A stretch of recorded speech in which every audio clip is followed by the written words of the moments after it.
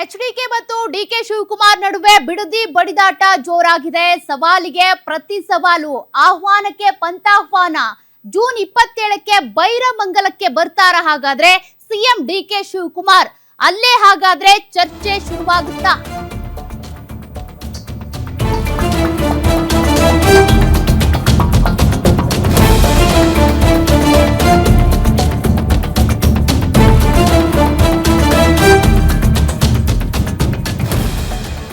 ದಳಪತಿ ಪಂತಾಹ್ವಾನವನ್ನ ಸ್ವೀಕರಿಸ್ತಾರ ಕನಕಪುರ ಬಂಡೆ? ಬೆಂಗಳೂರಿನಲ್ಲಿ CM DK Shivakumar ಪ್ರತಿಕ್ರಿಯೆ. ಸದ್ಯಕ್ಕೆ ಆ ಬಗ್ಗೆ ಮಾತನಾಡೋದು ಬೇಡ ಅಂತ ಹೇಳಿದ್ದಾರೆ.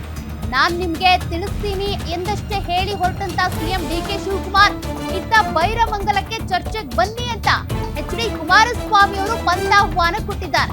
ವಿಧಾನಸೌಧಕ್ಕೆ ನೆಪ ಮಾತ್ರಕ್ಕೆ ಕರೆಸಿದ್ದಾರೆ ಅಂತ ಎಚ್.ಡಿ. ಕುಮಾರಸ್ವಾಮಿ ಅವರು ಕಿಡಿಕಾರಿದ್ದಾರೆ. ಹಾಗಾದ್ರೆ ಇವರಿಬ್ಬರು ಮದಗಜಗಳ ಬಡಿದಾಟ, ಚರ್ಚೆ, ಫೈಟ್ ಎಲ್ಲಿ ನಡೆಯುತ್ತೆ ಅನ್ನೋದೇ ಕುತೂಹಲ. ವಿಧಾನಸೌಧದಲ್ಲ ಅಥವಾ ಬಿಡದಿಯ ಬೈರಮಂಗಲದಲ್ಲ ಅಂತ ಎಚ್.ಡಿ. ಕುಮಾರಸ್ವಾಮಿ ಅವರು ಕರೆದಿರೋದು ಬೈರಮಂಗಲಕ್ಕೆ, ಡಿಕೆ ಶಿವಕುಮಾರ್ ಅವರು ಹೇಳ್ತಿರೋದು ವಿಧಾನಸೌಧ ಅಂತ. ಬಟ್ ಸದ್ಯಕ್ಕೆ ಅದ್ರ ಬಗ್ಗೆ ಮಾತನಾಡಲ್ಲ ಅಂತ ಸಿಎಂ ಡಿಕೆ ಶಿವಕುಮಾರ್ ಹೇಳಿದ್ದಾರೆ. ವಿಧಾನಸೌಧಕ್ಕೆ ಕರೀತಿರೋದು ನೆಪ ಮಾತ್ರಕ್ಕೆ ಅಷ್ಟೇ ಅಂತ ಎಚ್.ಡಿ. ಕುಮಾರಸ್ವಾಮಿ ಅವರು ಹೇಳ್ತಾ ಇರೋದು. ಹಾಗಾದ್ರೆ ಬಿಡದಿ ಟೌನ್ಶಿಪ್ ವಿಚಾರಕ್ಕೆ ಸಂಬಂಧಪಟ್ಟಂತೆ ಇಬ್ಬರು ಚರ್ಚೆ ಮಾಡ್ತಾರಾ? ಜೂನ್ 27ನೇ ತಾರೀಕು ಬೈರಮಂಗಲಕ್ಕೆ ಸಿಎಂ ಡಿಕೆ ಶಿವಕುಮಾರ್ ಅವರು ಬರ್ತಾರಾ ಅಥವಾ ಎಲ್ಲಿ ಚರ್ಚೆ ಆಗಬಹುದು? ಅದು ಈಗ ಕುತೂಹಲವನ್ನ ಕೆರಳಿಸ್ತಾ ಇದೆ. ಸಿಎಂ ಡಿಕೆ ಶಿವಕುಮಾರ್ ಹಾಗೂ ಎಚ್.ಡಿ. ಕುಮಾರಸ್ವಾಮಿ ಅವರ ನಡುವೆ ನಡೆಯುವಂತ ಆ ಚರ್ಚೆ ಕುತೂಹಲ ಕೆರಳಿಸ್ತಿದೆ. ಇಲ್ಲಿ ಯಾವುದೇ ರೀತಿಯ ಸವಾಲು ಪ್ರತಿ ಸವಾಲಿನ ಪ್ರಶ್ನೆ ಅಲ್ಲ, ಪಂತಾಹ್ವಾನದ ಪ್ರಶ್ನೆನೂ ಅಲ್ಲ.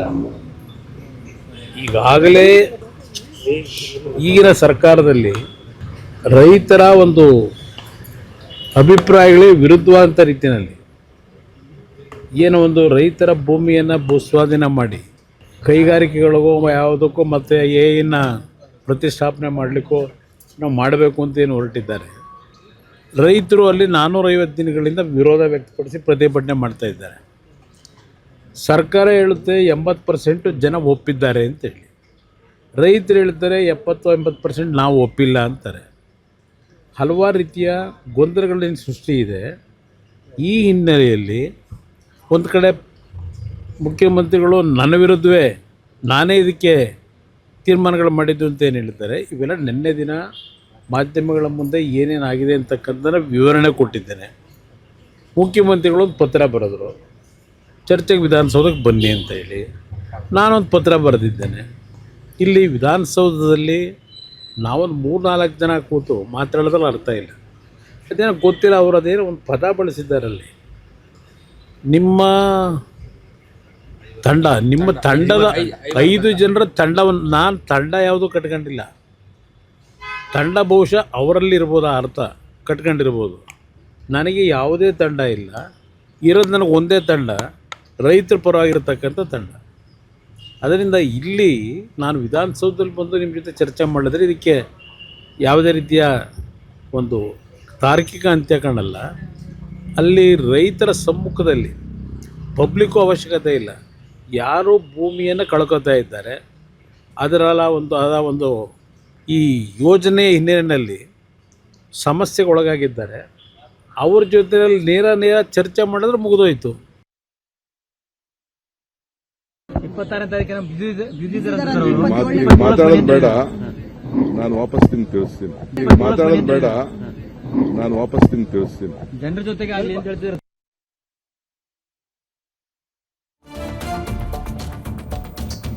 ಇನ್ನು ರೈತರಿಗೋಸ್ಕರ ಕೋರ್ಟ್ ಮೊರೆ ಹೋಗೋಕೆ ಅಂತ ಎಚ್.ಡಿ.ಕೆ ನಿರ್ಧಾರ ಮಾಡಿದ್ದಾರಂತೆ.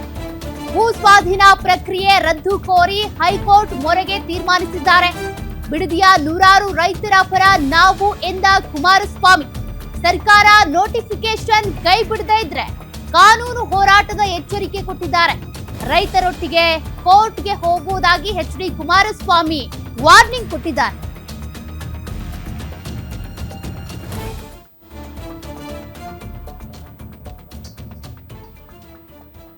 ಎಚ್.ಡಿ. ಕುಮಾರಸ್ವಾಮಿ ಅವರು ಈಗ ಒಂದ್ ಹೆಜ್ಜೆ ಮುಂದೆ ಹೋಗಿದ್ದಾರೆ.